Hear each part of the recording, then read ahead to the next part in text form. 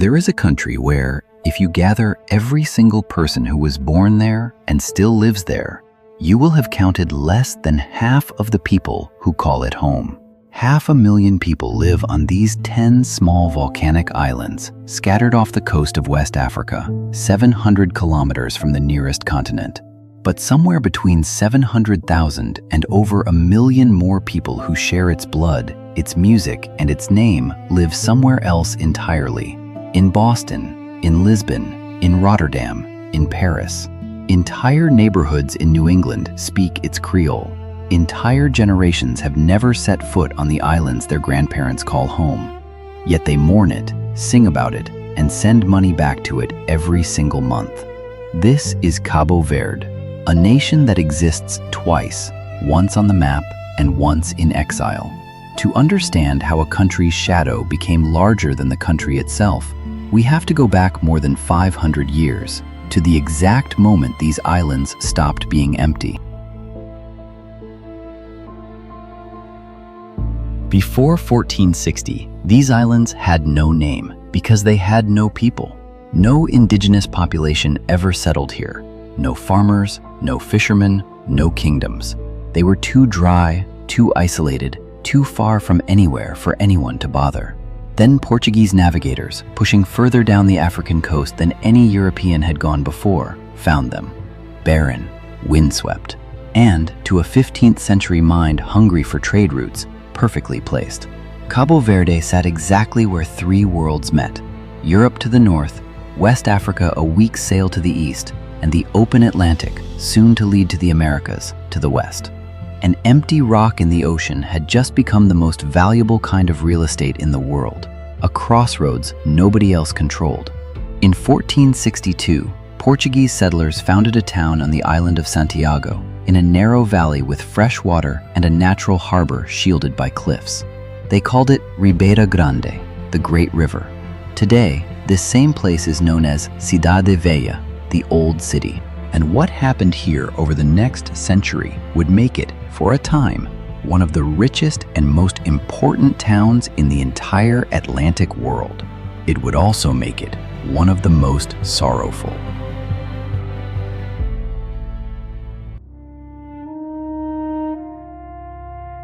Ribeira Grande grew fast. Within decades, it had a cathedral, a fortress, a royal pillory in the town square, and the first Catholic bishopric anywhere in West Africa. Merchants, sailors, and colonial officials built stone houses along cobbled streets. By the standards of its time, this was not a frontier outpost. It was a metropolis in the middle of the ocean. But there is no way to tell this story gently, because the wealth of Ribeira Grande was never really about the islands themselves. It was about what passed through them. Cabo Verde's location made it the first great depot of the transatlantic slave trade. Enslaved people captured on the West African coast were brought here first, not their final destination, but a waiting point. Historians call what happened next seasoning, weeks or months where people were forced to learn fragments of Portuguese and were psychologically broken down before being loaded back onto ships bound for Brazil, the Caribbean, and eventually North America. The stone pillory that still stands in the town square today, the Pelourinho, was where public punishment was carried out. It is one of the oldest structures on the islands and one of the most painful ones to look at because it was built to be seen. This is the uncomfortable truth underneath every pastel-colored church and cobblestone street in Cidade Velha. The first European town built in the tropics was built on a business model that would become one of history's deepest wounds.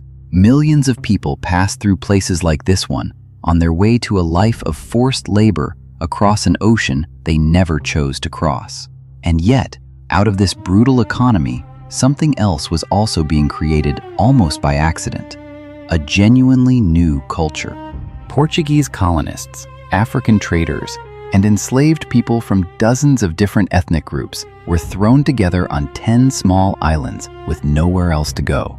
Within a few generations, a new language was born, Cabo Verdean Creole, or Crioulo, blending Portuguese vocabulary with African grammar and rhythm. A new people were born too, one that didn't fully belong to Europe or to the African mainland, but to the islands themselves. That question, who do we belong to, would define Cabo Verde for the next 500 years.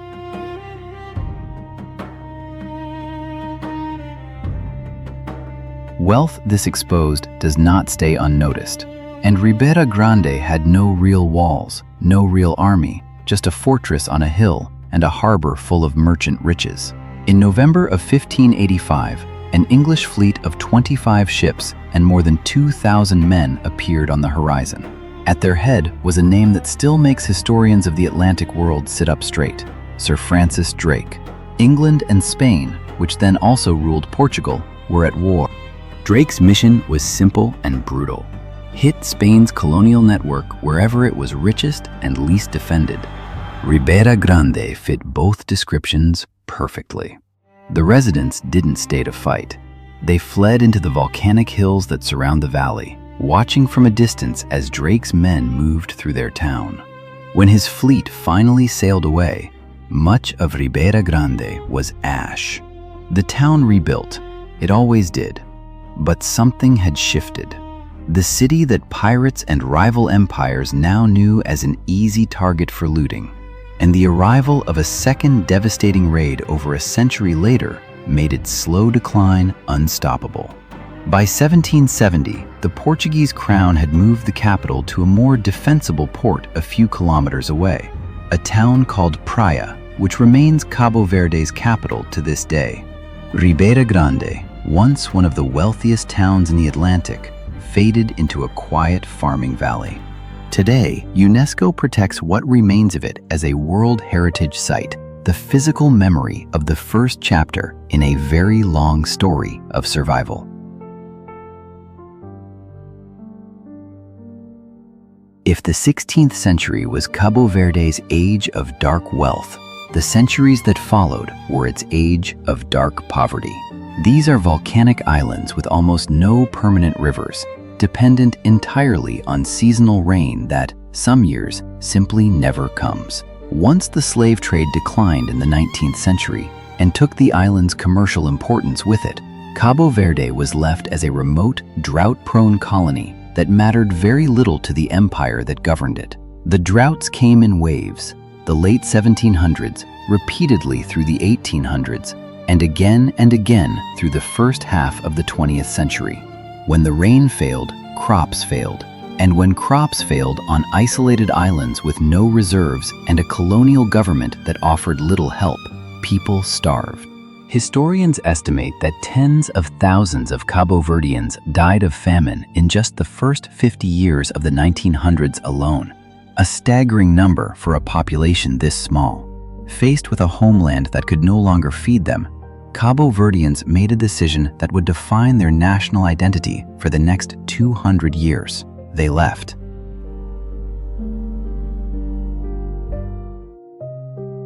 As early as 1810, American whaling ships from Massachusetts and Rhode Island began stopping at the islands of Brava and Fogo to take on supplies and to recruit crew. Whaling was brutal, dangerous work that American sailors were increasingly unwilling to do for the pay on offer. Cabo Verdean men, desperate for any escape from drought and starvation, were exactly the workforce New England ship captains wanted: skilled, disciplined, and willing to work for less. For over a century, a one-way current of young men flowed from these islands onto whaling ships bound for New Bedford and Providence. Many never returned. They settled in New England, married, and built the first Cabo Verdean communities on American soil. Communities that still exist today, generations later, with their own churches, their own festivals, their own Creole-speaking grandmothers. But the most remarkable part of this story isn't the men who left. It's what they built to stay connected to the ones who stayed behind. Cabo Verdean immigrants in America began buying old sailing ships, retired vessels nobody else wanted, and turned them into what became known as packet boats. These ships ran a lifeline across the Atlantic, carrying new immigrants and mail one direction, and carrying food, clothing, and money back to families suffering through the next drought the other direction. This was the birth of something that still defines Cabo Verde's economy today, over a century later. Remittances, money sent home by people who left.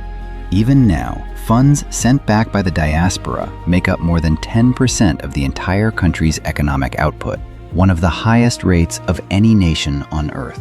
In a very real sense, Cabo Verdeans abroad have been keeping Cabo Verde alive since before it was even an independent country. By the mid-20th century, Portugal still governed Cabo Verde as a colony, the same as it had for 500 years.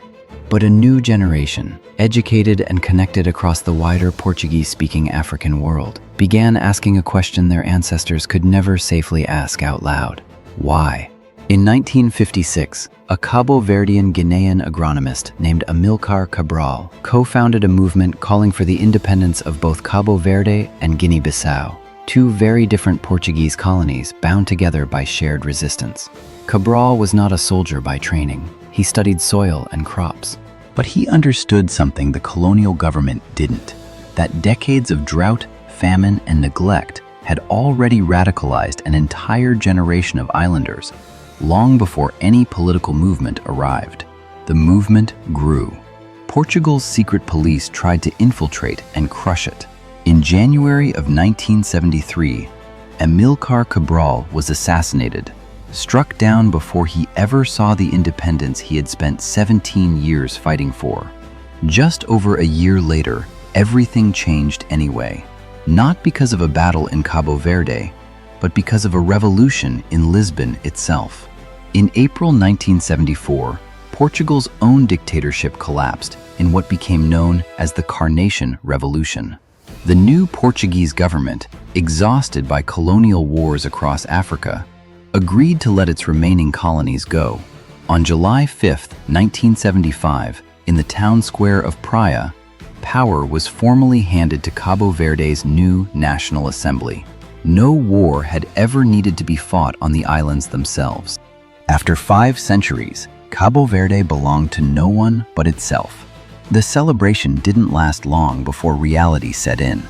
The new nation inherited empty government coffers, 60% unemployment as colonial jobs disappeared overnight, and, almost inevitably, another devastating drought.